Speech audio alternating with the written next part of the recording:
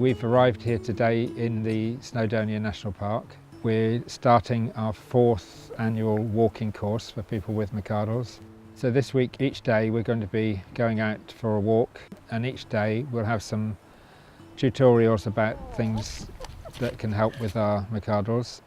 And we'll plan a route that is suitable to bring people on, to build their confidence, to teach them the techniques of how to deal with their Mcardles, and particularly how to walk out in the countryside with their Mcardles, so that at the end of the week they'll be able to do things that they really didn't imagine they would at the beginning.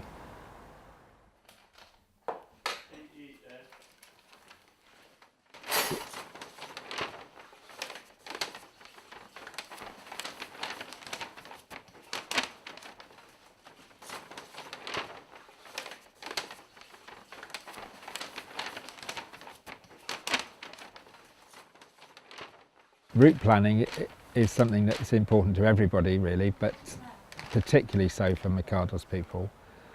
The biggest thing of all is that we need to start in a place where we can safely get into our second wind, which takes about 8 minutes. So ideally what we want to look for is a route that we can start on the flat. This is the Nant Franklin Valley, and basically we're going to be walking downhill down the valley. And Sally will be leapfrogging us in the car, so there'll be opportunities to get in the car if anybody wanted. So we've got lots of opportunity for opting out all the way down the road, then to big decision points and the end. Because we're trying to accommodate people of all abilities, it's really important that people can drop out of a walk at the point that they feel as though they've achieved what they want, and that we don't overtax people. Has everybody got water, hats, sunblock, fit to go? Yep. Even throughout the walk, there are so many factors that can affect us. The steepness of the terrain, the roughness of the track underfoot, or different surfaces like loose sand or mud, or soft ground or long grass. That's where Mcardles people can run into trouble.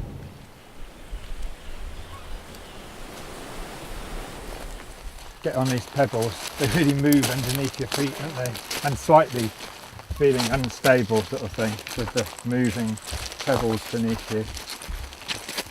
So it's worth slowing down and just taking it steady, heading back onto the hard sand again.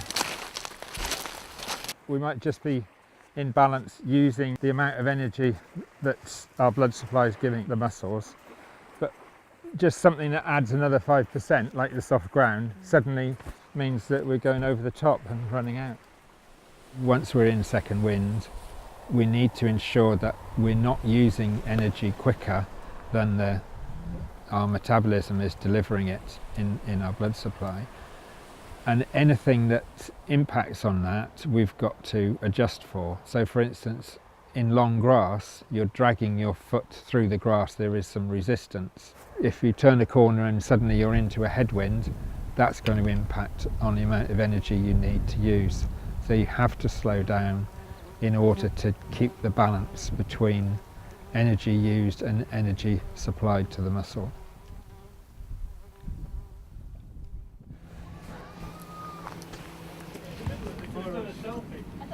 I really like to be active. I like challenges, and when I walk with other people with Mcardles, then I know that they understand when I'm slow and I understand when they're slow, and we get to sometimes the same point of being in second wind, and that's sort of exciting because you sort of feel normal. And I think a lot of us have the experience of feeling not normal when we're kind of growing up with our friends doing active things. We're left behind. And when we're walking with other people with Mcardles, it's very exciting because times can be tough sometimes. There can be a challenging walk, a challenging hill, but we can do it together. And it feels very, instead of feeling like a failure, you feel like you've really conquered something in a way that, you feel like all your friends were able to do when you're growing up.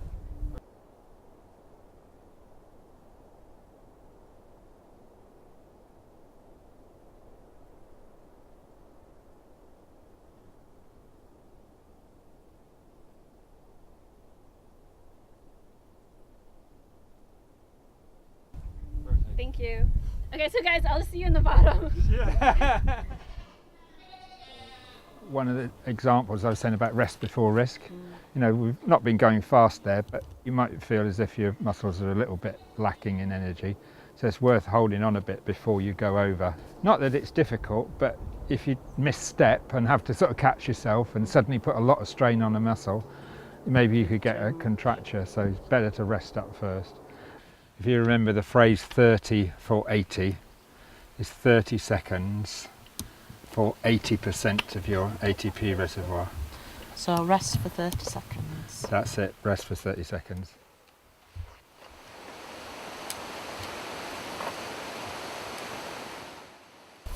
This looks nice.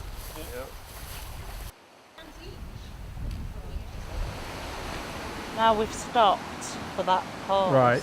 Are we getting back into second wind again? Is that? Oh, already, because Do you normally people, well, there's never been a study on it, but my experience, 20 minutes, you're safe.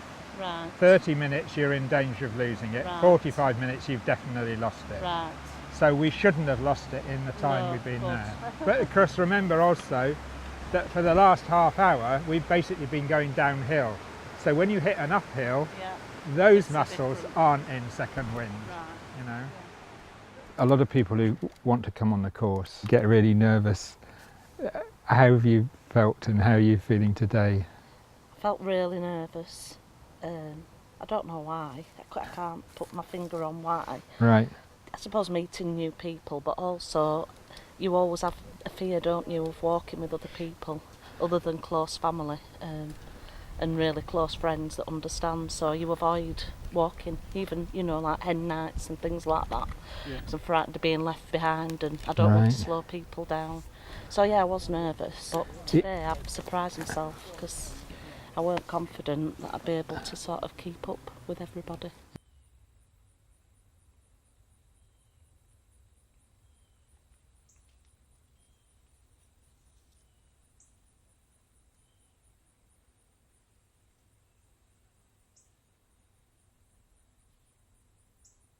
I'll definitely be all right to the next point and probably beyond. So Because we've all got Mcardles. We all know exactly what it's like, you know, still able. kind of think, well, you know, they're doing all that walking and they've done it all those years, and like yourself walking across Wales, and you know, I'm never going to be able to keep up. But it's the pace, isn't it, that we're going at. Andy, who is pretty fit as Mcardles people go, he said he nearly turned back, didn't he, the first time he came. Yes. So even someone who is fairly able still is very reticent the first time.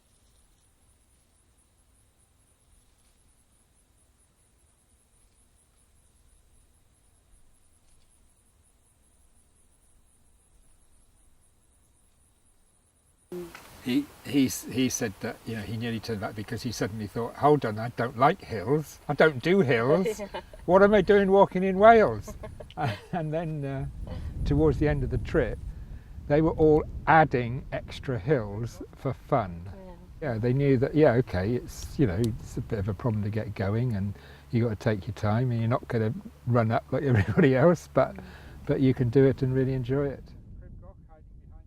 We have to think about techniques of not running out of energy on the hill.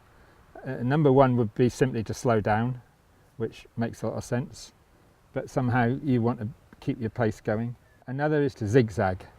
So by zigzagging across the track, we can reduce the effective slope, but maintain whatever pace we like. So in terms of the speed of the pace and the length of our pace, we can keep going as we want to, but just adjust the amount of effort by increasing or reducing the angle on which we're zigzagging.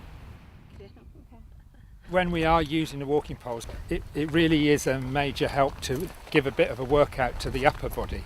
Obviously we're using the muscles in our legs, all sorts of muscles on different angles of terrain, but we don't normally use our upper body, and so Mcardles people tend to have some muscle wasting in their upper body just through lack of use.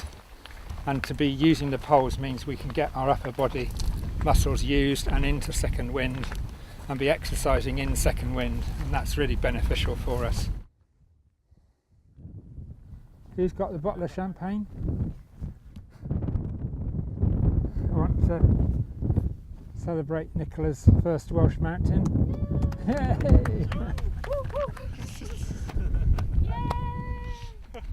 Andrew's the hero.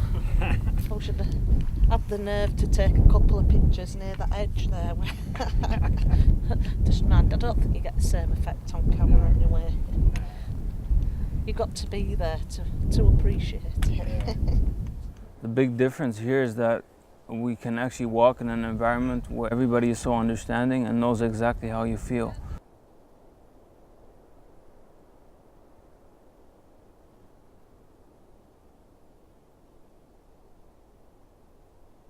It gives us the possibility to go at our own pace. Also, Andrew has certain guidelines and certain rules of the road that are really helpful to follow. We're supposed to have the same pace as the slowest in the group, not go ahead too far and leave the others behind, just watch out for each other.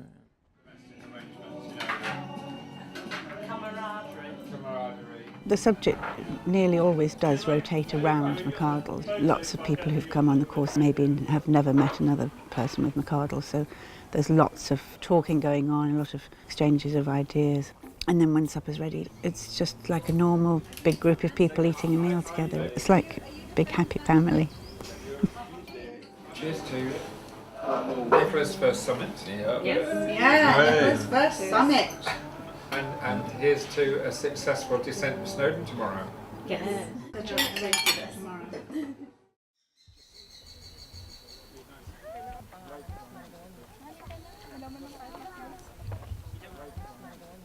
When I was preparing to go up Snowdon last year, I was very nervous, even though I had been walking with the group that was going to go up for at least 3 or 4 other walking trips. So I knew that I could walk with them and keep up with them, but I also knew that it was challenging. As we started, I kind of felt the butterflies, but as we started walking a little more, I even came to the challenging parts, and people would give me a hand or tell me I could do it. I definitely had a stronger self-confidence as far as what I could do physically. Where are we going? I think we will go straight on. I felt like I knew more about how far I could push myself before I had to stop, because I feel like there's a level of pushing yourself you can get to that I like to explore, because I want to kind of achieve as much physically as I can do without hurting myself. And I feel like that's something this course and the walk up Snowdon and down Snowdon helped me figure out. And that was probably one of the best experiences of my life. I don't know why I'm smiling. Relief. It does make it hard for people to understand. You know, that people will be reading Facebook and so on to see that we're climbing mountains or walking 10 miles.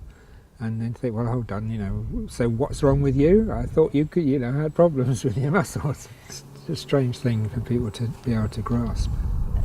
It's such a relief to walk with people with Mcardles because you feel so much more normal, and I really enjoy walking. But when I walk with people without Mcardles, a lot of times it's stressful. That being said, with the information that you have on the website, I feel like I've shared that with people that I've met that I like to take walks with. And it really helps them to know better about how they can handle situations and encourage me, not to say like, you know, you don't walk because you have Mcardles, but would you like to take a walk because I know it's helpful to you. It's a really good idea to tell friends and colleagues about your Mcardles, because if you're not upfront about it, circumstances are going to come up where you're going to hurt yourself. Most Mcardles people hate hills. But actually, if we can encourage them and show them how, they find they can do hills once they've learnt the techniques. Come and give it a try, and as you say, in a supportive environment where everybody understands, and then we can help them through and show them what's possible. And I have a lot of fun doing it. Even at home, we can just go out for short walks. If we do that every day, then it's really helpful. And I think that's something that we can take away. I'll definitely be coming back next year. I can't say enough good things about it. And my wish is to have anyone who has Mcardles to be able to experience the same thing as I have been able to.